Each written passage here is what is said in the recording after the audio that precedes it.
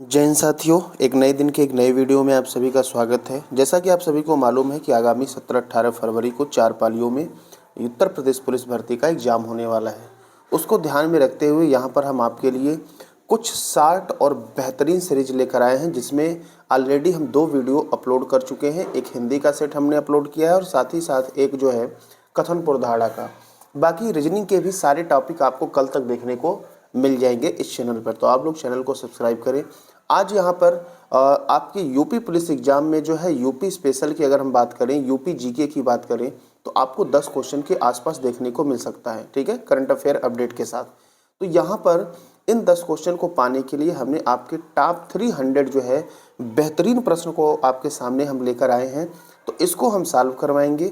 सबसे पहले जो पिछले 15 वर्षों में उत्तर प्रदेश पुलिस भर्ती से संबंधित किसी भी एग्जाम में प्रश्न पूछे गए हैं, उनकी हम डिटेल व्याख्या करेंगे और उसके बाद फिर हम क्या करेंगे, मोस्ट एक्सपेक्टेड प्रश्नों की जो है श्रृंखला आपको कराएंगे। पूरी गारंटी है, पूरी उम्मीद है कि आपको सारे प्रश्न यहीं से देखने को मिलेंगे। बस आप 2 से 3 बार रिवीजन जरूर करें। सफलता का सबसे बड़ा रीजन जो होता है वो रिवीजन ही होता है। तो आइए शुरू करते हैं प्रश्नों की श्रृंखला प्रीवियस ईयर से।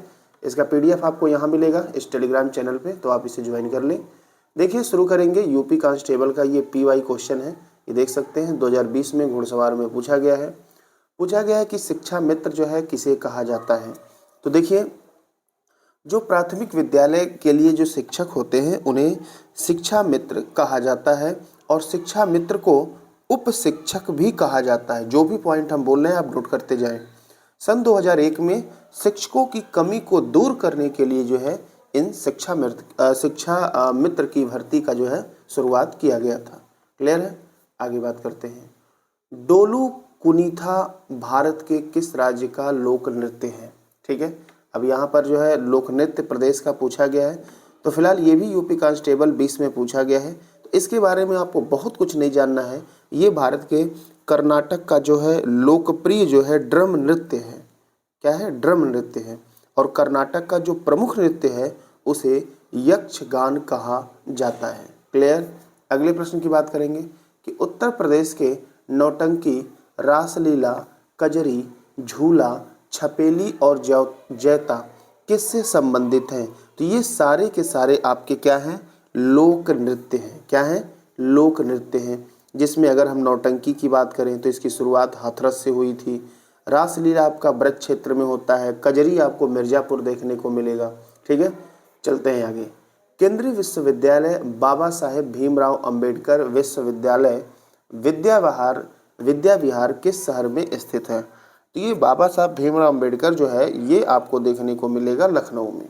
ठीक है, वर्तमान में उत्तर प्रदेश में कुल 6 केंद्रीय विश्वविद्यालय हैं, जिसमें सबसे पहला केंद्रीय विश्वविद्यालय 1827 में इलाहाबाद में स्थापित किया गया था। क्लियर, आगे बढ़ते हैं। जितने पॉइंट आपको बताया जा रहा है एक भी पॉइंट इससे बाहर से नहीं आने वाले हैं। बरसाना होली के साथ खेली जाती है। तो देखिए, बरसाना होली जो है व्रज क्षेत्र में खेली जाती है, वहीं से इसकी शुरुआत भी हुई थी। और यहाँ पर महिलाओं के द्वारा पुरुषों को जो है डंडे से मारा जाता है। तो डंडे के साथ जो है वहाँ पर होली खेली जाती है बरसाना में। ठीक है, उत्तर प्रदेश में आयोजित कंपिल मेला जो है किस समुदाय से जुड़ा हुआ है। इसका सही आंसर पाला होगा, ये जैन समुदाय से जुड़ा हुआ है। अब जो कंपिल मेला उत्तर प्रदेश के ये फर्रुखाबाद जिले में लगता है। किस जिले में? फर्रुखाबाद जिले में लगता है उत्तर प्रदेश के, जो कि कासगंज शाहजहांपुर के बगल में पड़ता है। अब बात करेंगे, फर्रुखाबाद का प्राचीन नाम पूछा जाता है तो इसका प्राचीन नाम काम्पिल्य था। तो उसी के नाम के आधार पर जो है वहाँ पर कंपिल मेला लगता है। और यह जो मेला है ये जैन धर्म से संबंधित है। जैन धर्म के जो 13वें तीर्थकर थे विमलनाथ, उनका यहाँ पर जन्म हुआ था और उन्हीं की स्मृति और याद में यह मेला मनाया जाता है। और फर्रुखाबाद में एक बार जैन धर्म के जो वास्तविक संस्थापक हैं 24वें तीर्थकर महावीर स्वामी ने भी यहाँ भ्रमण किया था। आगे बात करेंगे, भारत में कथक नृत्य की एक शास्त्रज्ञ कौन है। ठीक है, मतलब शास्त्रज्ञ मतलब उसके ज्ञाता कौन है। तो सही आंसर आपका बी होगा, मल्लिका साराभाई। ये कथक की जो है ज्ञाता है। क्लियर। अब इसमें कुछ और दिया गया है, उसके भी बात करते हैं। ये आपको यहाँ पर बात करेंगे तो सोनल मानसिंह दिख रहे हैं। ये सोनल मानसिंह, सॉरी इसमें थोड़ा सा आप सुधार कर लीजिएगा, सॉरी। ये जो कथक का दिया गया है, मल्लिका साराभाई नहीं होंगी, ये तो कुछ ही पीढ़ी की हैं। भारत में कथक नृत्य की एक जो शास्त्रज्ञ हैं वो आपकी पंडित बिरजू महाराज हैं। कौन है? पंडित बिरजू महाराज। ये कथक नृत्य के जो है शास्त्रज्ञ हैं, और कथक आपका उत्तर प्रदेश का जो है शास्त्रीय नृत्य भी है। अब एक एक की और बात करते हैं। सोनल मानसिंह जो है ये ओडिसी नृत्य की गुरु है, जो कि ओडिशा में होता है। जो मल्लिका साराभाई हैं ये जो है भरतनाट्यम, जो कि तमिलनाडु का है, और कुचिपुड़ी, इन दोनों से, कुचिपुड़ी आंध्र प्रदेश का होता है, इन दोनों से ये संबंधित हैं। और उदय शंकर, ये विशेष इनका नाम है, ये भारत के आधुनिक नृत्य के जन्मदाता कहे जाते हैं, पिता कहे जाते हैं। तो ये प्रश्न पूछा गया है उदय शंकर को लेकर कई बार। ठीक है, आगे बात करते हैं। मदन मोहन मालवीय प्रौद्योगिकी विश्वविद्यालय, इसको दूसरी भाषा में स्थानीय लोग या इसको ट्रिपल एम जो है इंजीनियरिंग कॉलेज कहा जाता है। तो ये जो है आपको गोरखपुर में देखने को मिलेगा। कहाँ मिलेगा? गोरखपुर में। ठीक है, आगे। माघ मेला कब शुरू होता है? तो जो माघ मेला होता है, जब सूर्य मकर राशि में प्रवेश करता है तो उस समय माघ मेला मकर संक्रांति के अवसर पर शुरू होता है। या इस मेले में लोग संगम अर्थात प्रयागराज में गंगा यमुना सरस्वती के संगम पर लोग स्नान करते हैं, और ऐसा माना जाता है कि इस दिन स्नान करने से लोगों को मोक्ष की प्राप्ति होती है। अगला, लखनऊ घराने की नींव उस्ताद द्वारा रखी गई थी। तो ये जो है आपके बख्शू खान के द्वारा लखनऊ घराने की नींव रखी गई थी। ठीक है, और हम इसमें बात करें अगर, तो ये जो बड़े गुलाम अली खान हैं ये सारंगी से संबंधित हैं, और ये कश्मीर से संबंधित हैं, सारंगी बजाते हैं।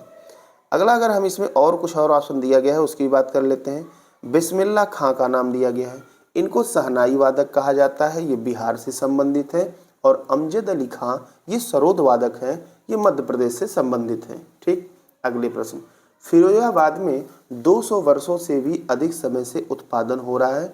तो फिरोजाबाद में कांच की चूड़ियाँ जो है इसके लिए प्रसिद्ध है। ODOP में, मतलब वन डिस्ट्रिक्ट वन प्रोडक्ट में भी इसको शामिल किया गया है। ठीक, पहला यहाँ दिया गया है ऑप्शन चिकनकारी, इस ऑप्शन को भी देख लेते हैं।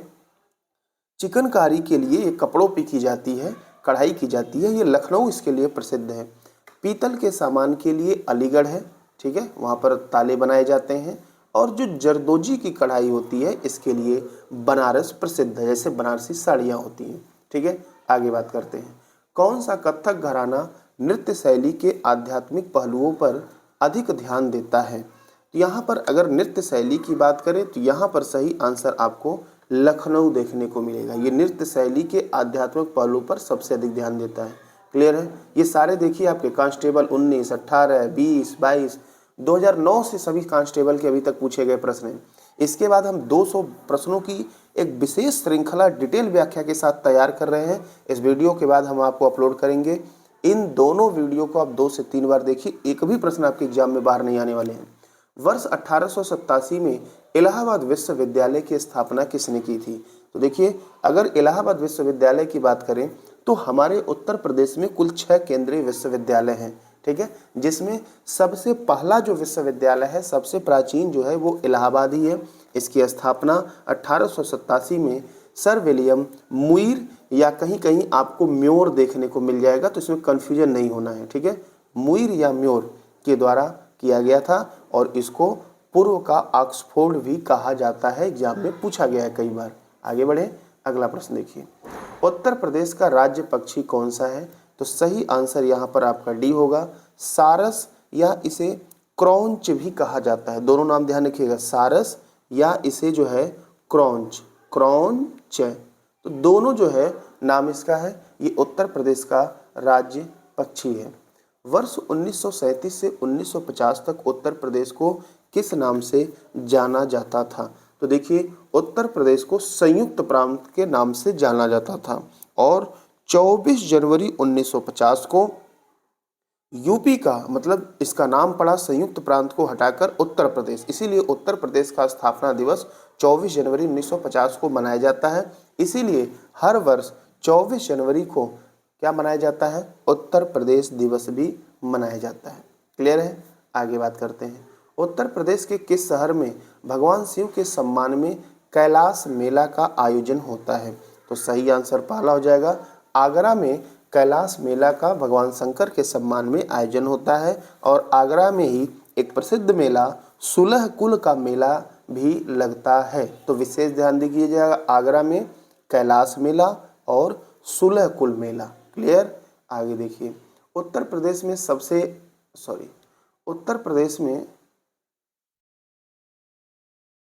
सबसे लंबी नहर कौन सी है, आपको बताना है। तो देखिए इंपॉर्टेंट है, बहुत बार पूछा गया है। शारदा नहर, इसकी लंबाई लगभग 350 किलोमीटर है और ये उत्तर प्रदेश की सबसे लंबी नहर है। उत्तराखंड जो है किस वर्ष अस्तित्व में आया था। तो उत्तर प्रदेश से उत्तराखंड जो है 2000 में 9 नवंबर, डेट याद रखिएगा, 9 नवंबर को अलग हुआ था उत्तराखंड। सन 2000 में ना केवल उत्तराखंड जबकि 2 और प्रदेश बने थे, जिसमें एक का नाम था छत्तीसगढ़। छत्तीसगढ़ आपका मध्य प्रदेश से कटा था, वो 1 नवंबर को कटा था 2000 को। और तीसरा जो था झारखंड, जो कि बिहार से अलग हुआ था और यह 15 नवंबर 2000 को अलग हुआ था। तो आपको उत्तराखंड जो कि यूपी से हुआ था विशेष ध्यान देना है, 9 नवंबर को। क्लियर है। अगला देखिए, संयुक्त प्रांत, अभी हमने बताया कि उत्तर प्रदेश का नाम जो है संयुक्त प्रांत सन 1937 से लेकर 1950 तक रहा। ठीक है, अभी उसके पहले और क्या नाम है, अभी आगे प्रश्न में आ भी जाएगा, पूछा भी गया है। तो यहाँ पर कह रहा है यूपी कब किया गया, अभी पीछे हमने बताया है कि 24 जनवरी 1950 को किया गया है। इसीलिए 24 जनवरी को हर वर्ष उत्तर प्रदेश दिवस मनाया जाता है। काला नमक आप लोग जानते होंगे, जो गाँव से संबंधित होंगे। चावल की एक किस्म है, काफ़ी सुगंधिदा किस्म है। एक जिला एक उत्पाद, इसको कहते हैं ODOP, one district one product कहा जाता है। योजना के अंतर्गत उत्तर प्रदेश के किस जिले से संबंधित है। तो सही आंसर आपका बी होगा, ये आपको सिद्धार्थ नगर में देखने को मिल जाएगा। गोरखपुर की बात करें तो ये गोरखपुर जो है टेराकोटा की मूर्तियों के लिए प्रसिद्ध है। चलिए अगले प्रश्न की तरफ बढ़ते हैं। सारे आप देख सकते हैं यूपी कांस्टेबल में प्रीवियस ईयर के सारे प्रश्न हैं। और किसी भी एग्जाम का जो सबसे मेन पॉइंट होता है वो होता है कि आपको लगभग 70% प्रश्न आपको प्रीवियस ईयर से ही कवर किए जाते हैं। बाकी इसके बाद एक वीडियो हम और लेकर आएंगे आपके लिए 200 प्रश्नों का। एक भी प्रश्न आपका बाहर नहीं जाएगा, इतना आपके लिए काफ़ी है। बहुत हाइपर आपको नहीं होना है। सबसे बड़ी चीज़ है कि अंतिम समय में जो पढ़े हैं वो रिवीजन करिए। रिवीजन नहीं करेंगे तो पक्का आप जो है याद नहीं कर पाएंगे। आगे देखिए, सूफी कवि अमीर खुसरो का जन्म उत्तर प्रदेश के किस जिले में हुआ था। तो यहाँ पर सही आंसर आपका सी हो जाएगा, एटा।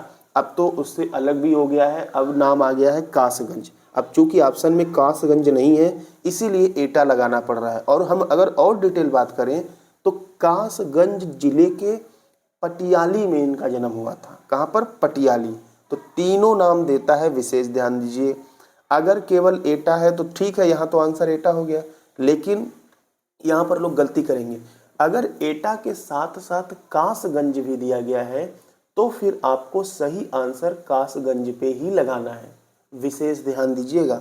और अगर पटियाली दे दिया गया है तो फिर आप पटियाली पे जाएंगे। क्लियर है। पटियाली कासगंज जिले के अंदर स्थित है।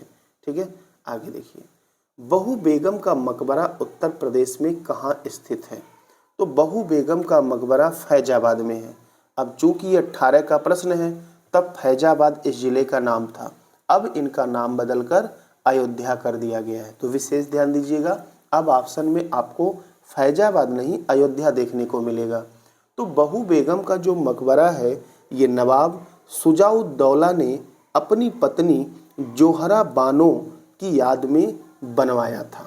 किसने, नवाब शुजाउद्दौला अपनी पत्नी जोहरा बानो की याद में बनवाए थे, फैजाबाद नहीं अयोध्या में। क्लियर है। आगे चलते हैं। निम्न में से किस प्रसिद्ध भारतीय शास्त्रीय गायिका को उसके शिष्यों द्वारा प्यार से अप्पा जी बुलाया जाता था। तो इसका सही आंसर पहला होगा, गिरिजा देवी को जो है अप्पा जी नाम से बुलाया जाता था। ये ठुमरी गायन से संबंधित हैं, बनारस घराने से, और 2017 में इनका निधन भी हो गया है। क्लियर है। अगला देखिए, उत्तर प्रदेश के वर्तमान मुख्यमंत्री योगी आदित्यनाथ संप्रदाय से संबंधित हैं, तो सही आंसर बी होगा। ये नाथ संप्रदाय से संबंधित हैं। देखिए, जो नाथ संप्रदाय है ये शैव की एक शाखा है। शैव का मतलब शिव की एक शाखा है, और शिव किस धर्म में आते हैं? हिंदू धर्म में आते हैं। अब यहाँ पर इनका वस्त्र होता है कि भगवा रंग का वस्त्र पहनना है, और वो भी बिना सिले वस्त्र। तो आप योगी जी को देखते ही होंगे, ठीक है, कितने सूट बूट पहन के रहते हैं। और साथ ही साथ इनके कान में कुंडल भी होना चाहिए, ठीक है।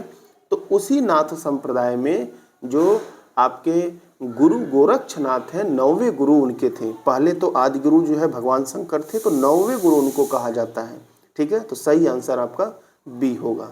उत्तर प्रदेश के जिलों में किसकी सीमा नेपाल के साथ लगती है?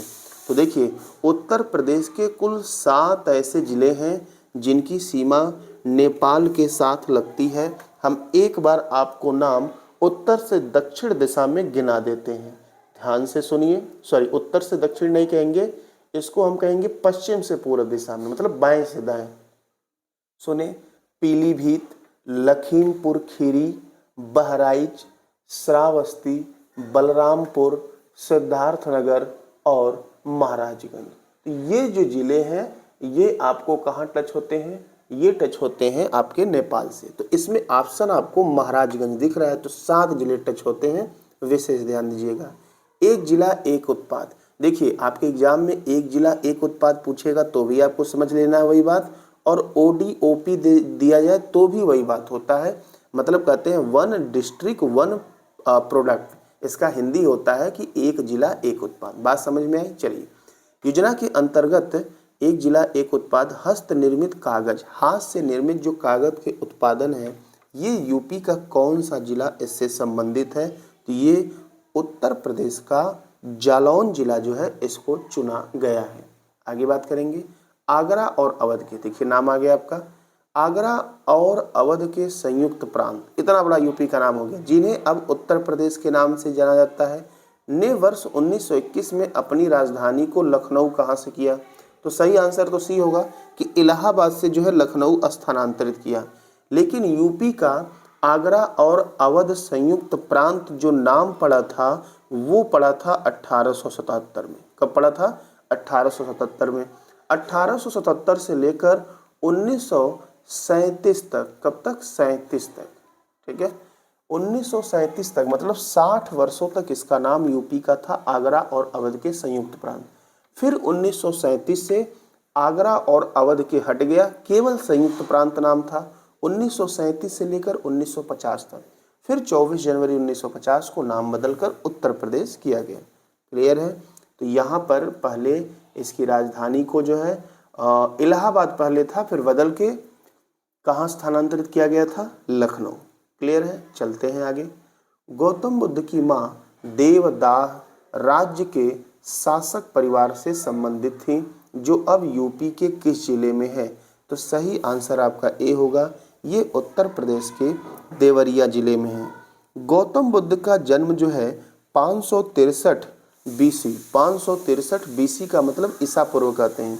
इनका जन्म जो है नेपाल के लुम्बिनी में हुआ था। इनके पिता का नाम शुद्धोधन था, जो कि शाक्य वंश से संबंधित थे, और कपिल वस्तु के जो है ये शासन करते थे, और कपिल वस्तु जो है वही नेपाल के लुम्बिनी में है। तो ध्यान दीजिएगा, तो गौतम बुद्ध किस वंश से थे? शाक्य वंश थे, और इनकी माँ जो है देवदाह राज्य के शासक परिवार से थी, जो कि देवरिया से संबंधित है। अगला, वाल्मीकि का आश्रम ब्रह्मवर्त में था। कहाँ था? ब्रह्मवर्त में था, जो अब है।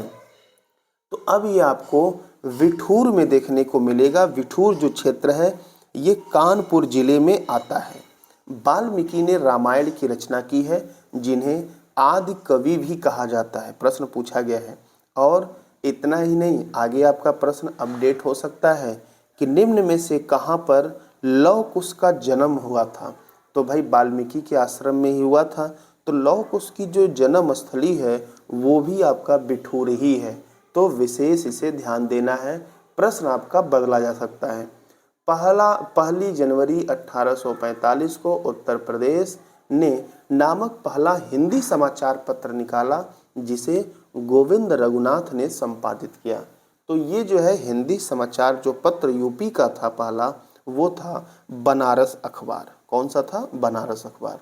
बाकी डिटेल बता दिया गया है। 1 जनवरी 1845 को बनारस से ये संपादित हो रहा था, जिसके संपादक गोविंद रघुनाथ थे।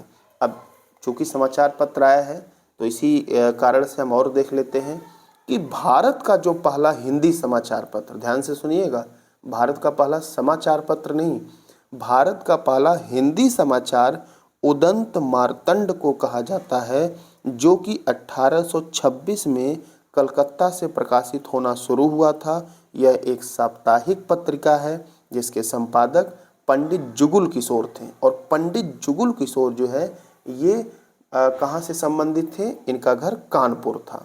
लेकिन यदि आपसे प्रश्न ये पूछा जाए कि भारत का पहला समाचार पत्र हिंदी ना कहा जाए, तब आप कहेंगे बंगाल गजट, जो कि 1779 कब? 1779 कलकत्ता से प्रकाशित हुआ था। तो बात समझ में आ गई। यूपी का बनारस अखबार, भारत का पहला हिंदी समाचार पत्र उदंत मार्तंड, लेकिन भारत का पहला समाचार पत्र बंगाल गजट। विशेष ध्यान दीजिएगा, यहाँ बच्चे गलतियाँ कर देते हैं। आगे देखिए, अगले प्रश्न पे चलते हैं। भेड़ कुंड, जहाँ अर्जुन ने द्रौपदी से शादी करने के लिए मछली को निशाना बनाया था। आप सबको मालूम है कि मछली की आंख में निशाना मारे थे। ये जो भेड़ कुंड है ये आपको फर्रुखाबाद में देखने को मिलेगा। फर्रुखाबाद के अगर अगल बगल हम जिलों की बात करें ना, तो फर्रुखाबाद के बगल में कन्नौज जिला देखने को मिलेगा, जिसे इत्र नगरी कहते हैं। हरदोई, शाहजहांपुर, बदायूं, कासगंज, मैनपुरी, एटा, औरैया, कानपुर, ये सारे आपको जो है उसके अगल बगल में देखने को मिलेंगे। तो सही आंसर आपका सी होगा। मृदा जिसमें मुख्य रूप से पोटास की कमी होती है, तो देखिए जो जलोढ़ मृदा होती है इसमें पोटास की कमी पाई जाती है, और उत्तर प्रदेश में सबसे अधिक जलोढ़ मृदा देखने को मिलती है। और पोटास की जो कमी हो रही है किस जिले में पाई जाती है? वो जौनपुर में। कहाँ? जौनपुर में। आगे बढ़ें, ठीक है। उत्तर प्रदेश का कौन सा जिला बुंदेलखंड क्षेत्र का हिस्सा है? तो देखिए, अगर हम बुंदेलखंड क्षेत्र की बात करें तो इसमें उत्तर प्रदेश के 7 जिले और 6 जिले आपके जो है मध्य प्रदेश के आते हैं। तो बुंदेलखंड क्षेत्र में कुल 13 जिले आते हैं, जिसमें यूपी के 7 और 6 एमपी के। आपको एमपी का नहीं जानना है, यूपी का जानना है, जो 7 हैं। तो सातों का नाम सुने ध्यान से। यूपी के जो 7 जिले हैं आपके झांसी, जालौन, ललितपुर, हमीरपुर, बांदा, चित्रकूट और महोबा। तो दिए गए ऑप्शन के अकॉर्डिंग यहाँ पर महोबा सही आंसर होगा। बुंदेलखंड एरिया जो है ये आपका दक्षिणी उत्तर प्रदेश में देखने को मिलता है, और ये बहुत पिछड़ा, मतलब बहुत पीछे वाला एरिया है, बहुत पिछड़ा हुआ है अभी आगे। यहाँ विकास की प्रक्रिया अब तो धीरे धीरे बढ़ रही है, लेकिन अभी भी यहाँ पर बहुत लोग पीछे हैं।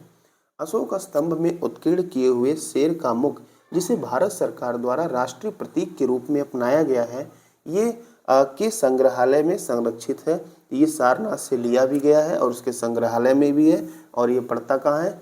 बनारस के पास। कहाँ पर? बनारस।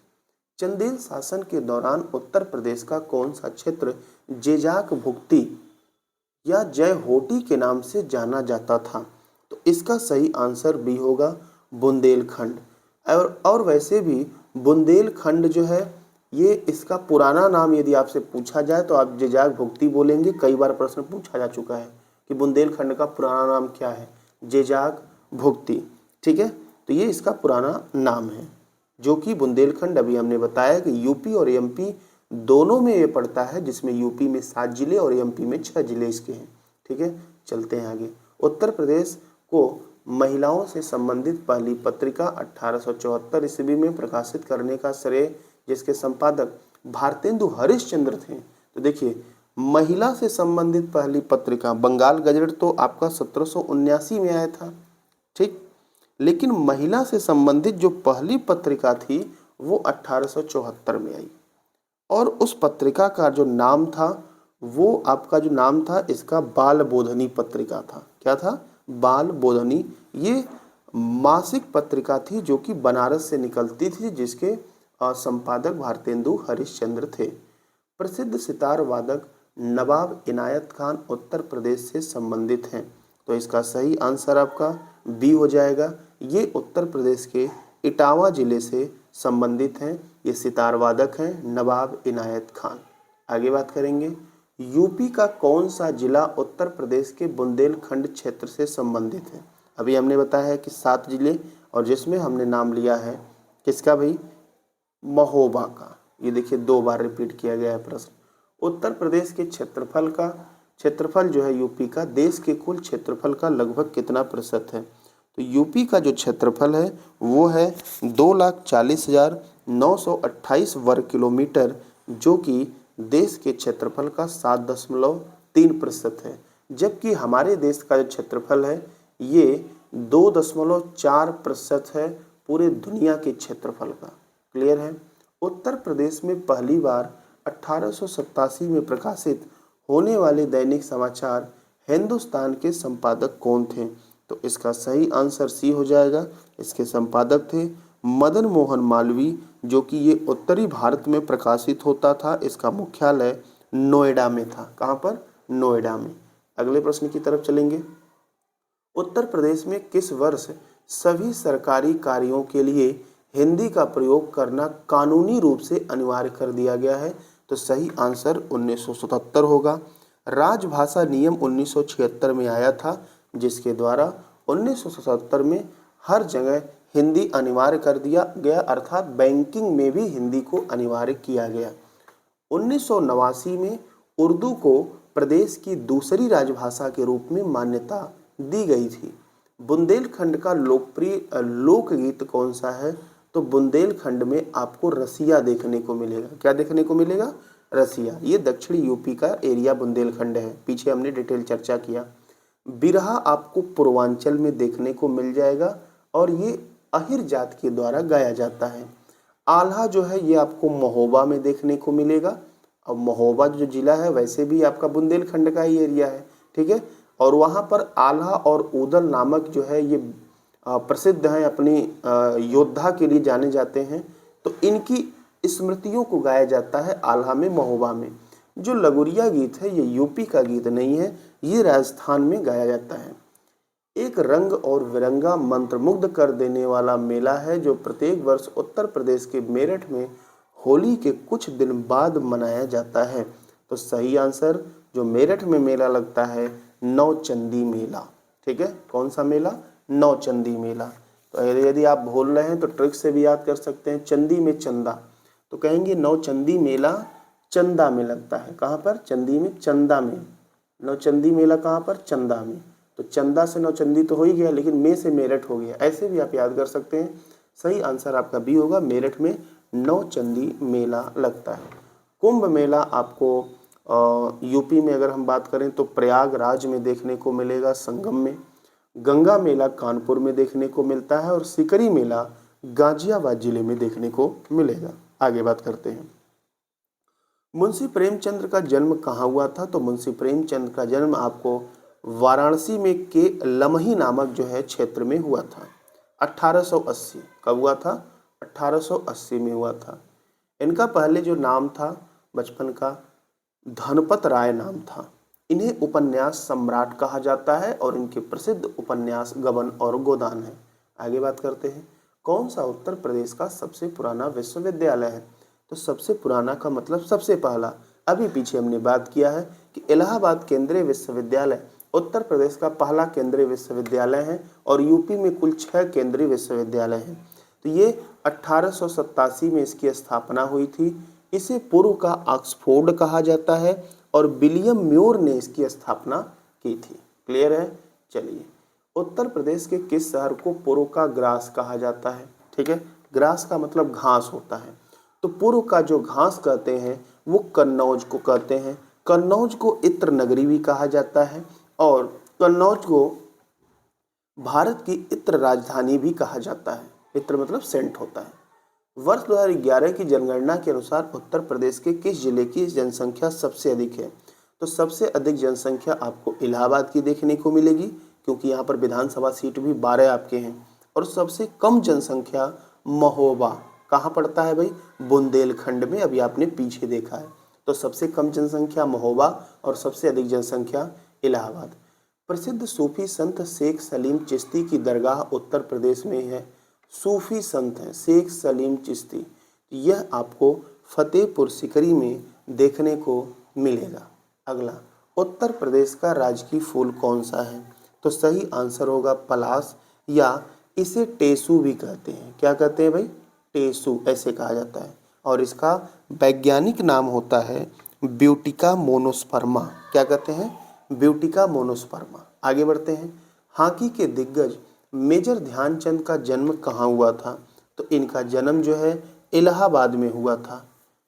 इनको हॉकी का जादूगर भी कहा जाता है और इनकी याद में हॉकी संग्रहालय बनाया गया है झांसी में, जिसका जो है उद्घाटन पिछले वर्ष 31 अगस्त को किया गया है। 31 अगस्त को इनकी जयंती भी है और 31 अगस्त को राष्ट्रीय खेल दिवस इनकी जयंती पर मनाया जाता है। ठीक है, आगे बात करते हैं। भारतीय साहित्य में आरंभिक 20वीं शताब्दी के मुख्य हिंदुस्तानी लेखक धनपत राय को किस नाम से जाना जाता था? अभी हमने आपको पीछे बताया है, मुंशी प्रेमचंद्र उपन्यास सम्राट धनपत राय इन्हीं को कहते थे। अगला यहाँ पर प्रश्न आपका दिया गया है कि महर्षि वाल्मीकि का आश्रम ब्रह्मवर्त में स्थित था, जो वर्तमान में है। अभी हमने पीछे बात किया है विठूर। विठूर कहाँ पड़ता है? कानपुर में। और कानपुर में ना सिर्फ महर्षि वाल्मीकि बल्कि लौ और कुश का भी जन्म स्थली माना जाता है, क्योंकि इन्हीं के आश्रम में लौ कुश जन्म लिए थे। राष्ट्र कवि मैथिली शरण गुप्त का जन्म उत्तर प्रदेश में कहाँ हुआ था? तो इनका जन्म जो है झांसी में हुआ था। कहाँ पर? झांसी में। देखिए, अभी तक हमारे देश में हिंदी साहित्य के इतिहास में 2 ही राष्ट्र कवि हुए हैं।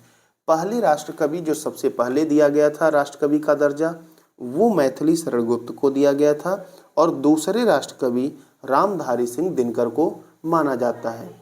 गुप्त काल का टेराकोटा पक्की मिट्टी की ईंटों से बना भीतरगांव मंदिर उत्तर प्रदेश में स्थित है। तो जो गुप्त काल का जो टेराकोटा है, ईंटों से बना भीतरगांव मंदिर है, ये यूपी के जो है कहाँ पर देखने को मिलेगा? कानपुर में। कहाँ पर? कानपुर में। और यह यूपी का जो ये टेराकोटा मंदिर है भीतरगांव, सबसे पुराना मंदिर माना जाता है। ये अपनी कलाकृतियों के लिए प्रसिद्ध है। वाराणसी के विश्वनाथ मंदिर का निर्माण किसने करवाया था? तो इसका निर्माण रानी अहिल्याबाई ने 1780 में करवाया था। कब करवाया था? 1780 में। उसके बाद में महाराजा रणजीत सिंह के द्वारा इसके ऊपर जो गुंबद बना हुआ है, 1000 किलो शुद्ध सोने से जो है मंदिर का फिर से पुनर्निर्माण करवाए थे। तो आप यदि काशी विश्वनाथ जाते हैं तो साइड से होकर देखिएगा, ऊपर गुंबद में 1000 किलो शुद्ध सोना लगा हुआ है। ठीक है, आगे बात करते हैं। उत्तर प्रदेश की कुल आबादी कितनी है? यहाँ पर भारत की आबादी का 16.5% आबादी यूपी की है। ताज एक्सप्रेसवे, अब ताज नाम आया है तो आगरा तो कनेक्टेड होगा। लोग सोचते हैं कि ताज महल वहाँ पर है, लेकिन सारे में आगरा है, तो फिर कैसे चलेगा? ये सब ट्रिक नहीं चलता है भाई। जो ताज एक्सप्रेसवे है 165.5 किलोमीटर है और ये आगरा से दिल्ली की तरफ जाता है। ये ध्यान दीजिएगा, बाकी सारा तो कट ही जाएगा। ये ग्वालियर आपका एमपी में हो गया, कन्नौज तो आप पीछे आ जाएंगे, लखनऊ पीछे आएंगे। आगरा से ग्रेटर नोएडा, कहाँ तक? आगरा से ग्रेटर नोएडा। अगले प्रश्न की बात करते हैं। कौन सी भाषा उत्तर प्रदेश की दूसरी राजकीय भाषा है? ये उर्दू है। 1989 में उर्दू को राज्य का जो है दूसरे राजभाषा के रूप में स्वीकार किया गया था। आगे देखिए, निम्न में से कौन सा राज्य उत्तर प्रदेश का सीमावर्ती राज्य है? तो यूपी का जो सीमावर्ती राज्य है, सबसे पहले बता दें, कुल 9 राज्य हैं, जिसमें 8 राज्य है और 1 केंद्र शासित प्रदेश है। हम एक साइड से आपको सभी राज्यों को गिनवाते हैं। केंद्र शासित प्रदेश में तो आपको दिल्ली देखने को मिलेगा, लेकिन जो शेष 8 राज्य हैं, सुने, सबसे ऊपर आपको उत्तराखंड देखने को मिलेगा। उसके बाद आपको हिमाचल प्रदेश देखने को मिलेगा। हिमाचल प्रदेश की सीमा उत्तर प्रदेश से सबसे कम लगती है। उसके बाद आपको हरियाणा देखने को मिलेगा, दिल्ली की तो हमने बात कर ही दिया। उसके बाद आपको राजस्थान देखने को मिलेगा, फिर मध्य प्रदेश, फिर मध्य प्रदेश से जो कटा है छत्तीसगढ़, फिर आपको झारखंड जो कि बिहार से कटा है, और फिर बिहार। ये आपके 8 ये हो जाएंगे।